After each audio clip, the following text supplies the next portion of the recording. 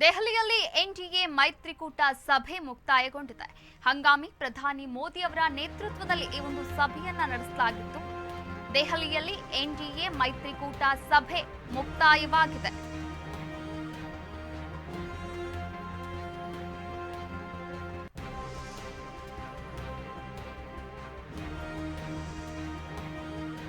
ಹಂಗಾಮಿ ಪ್ರಧಾನಿ ನರೇಂದ್ರ ಮೋದಿ ಅವರ ನೇತೃತ್ವದಲ್ಲಿ ಈ ಒಂದು ಸಭೆಯನ್ನ ನಡೆಸಲಾಗಿತ್ತು. ನಿತೀಶ್ ಕುಮಾರ್, ಚಂದ್ರಬಾಬು ನಾಯ್ಡು, ಕುಮಾರಸ್ವಾಮಿ ಸೇರಿದಂತೆ ಎನ್ಡಿಎ ಮೈತ್ರಿಕೂಟದ ನಾಯಕರು ಈ ಒಂದು ಸಭೆಯಲ್ಲಿ ಭಾಗಿಯಾಗಿದ್ರು. ಸುಮಾರು 1.5 ಗಂಟೆಗಳ ಕಾಲ ಚರ್ಚೆಯನ್ನ ಮಾಡಲಾಗಿದೆ, ಸಭೆಯನ್ನ ನಡೆಸಲಾಗಿದೆ. ಸುದೀರ್ಘ ಸಮಾಲೋಚನೆಯನ್ನ ನಡೆಸಿದ್ದಾರೆ. ಸರ್ಕಾರ ರಚನೆಯ ಬಗ್ಗೆ ಘಟಾನುಘಟಿ ನಾಯಕರು ಸುದೀರ್ಘವಾದಂತಹ ಸಮಾಲೋಚನೆಯನ್ನ ಸರ್ಕಾರ ರಚನೆ ಮಾಡೋದ್ರ ಬಗ್ಗೆ ಸಮಾಲೋಚನೆಯನ್ನ ನಡೆಸಿರುವಂಥದ್ದು. ಇಂಡಿಯಾ ಮೈತ್ರಿಕೂಟದ ಈ ಒಂದು ಸಭೆಯಲ್ಲಿ ಪ್ರಧಾನಿ ಅಭ್ಯರ್ಥಿಯನ್ನ ನಿರ್ಧಾರ ಮಾಡುವಂತಹ ಒಂದು ಚರ್ಚೆ ಇದಾಗಿರುವಂಥದ್ದು.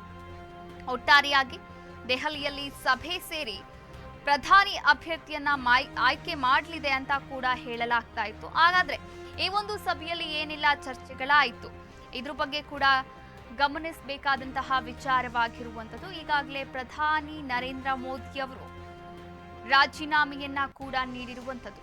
ತಮ್ಮ ಸಚಿವ ಸಂಪುಟ ಖಾತೆಗೆ ಹಾಗೂ ಪ್ರಧಾನ ಮಂತ್ರಿಯ ಸ್ಥಾನಕ್ಕೆ ರಾಷ್ಟ್ರಪತಿ ದ್ರೌಪದಿ ಮುರ್ಮು ಅವರಿಗೂ ಕೂಡ ಈ ಒಂದು ಚುನಾವಣೆ ರಾಜೀನಾಮೆಯ ಪತ್ರವನ್ನ ತಲುಪಿಸಿರುವಂಥದ್ದು. ಅವರನ್ನ ಭೇಟಿಯಾಗಿ ಒಟ್ಟಾರೆಯಾಗಿ ರಾಷ್ಟ್ರ ರಾಜಕಾರಣದಲ್ಲಿ ಮುಂದಿನ ಪ್ರಧಾನಮಂತ್ರಿ ಯಾರು ಎನ್ನುವ ಪ್ರಶ್ನೆ ಕೂಡ ಮೂಡಿರುವಂಥದ್ದು. ಎಲ್ಲರಿಗೂ ಗೊತ್ತಿರುವಂತಹ ವಿಚಾರ, ಈ ಬಾರಿಯೂ ಕೂಡ ಪ್ರಧಾನಮಂತ್ರಿ ನರೇಂದ್ರ ಮೋದಿ ಅವರೇ ಪ್ರಧಾನಮಂತ್ರಿಯ ಒಂದು ಸ್ಥಾನವನ್ನ ಅಲಂಕರಿಸ್ತಾರೆ, ಆ ಒಂದು ಗದ್ದುಗೆಯಲ್ಲಿ ವಿಜೃಂಭಿಸ್ತಾರೆ ಅಂತ ಕೂಡ ಇರುವಂಥದ್ದು.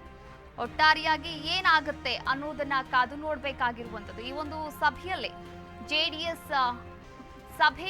ಜೆಡಿಎಸ್ ಪಕ್ಷದಿಂದ ಕುಮಾರಸ್ವಾಮಿ ಅವರು ಕೂಡ ಈ ಒಂದು ಸಭೆಯಲ್ಲಿ ಹಾಜರಿದ್ದರು.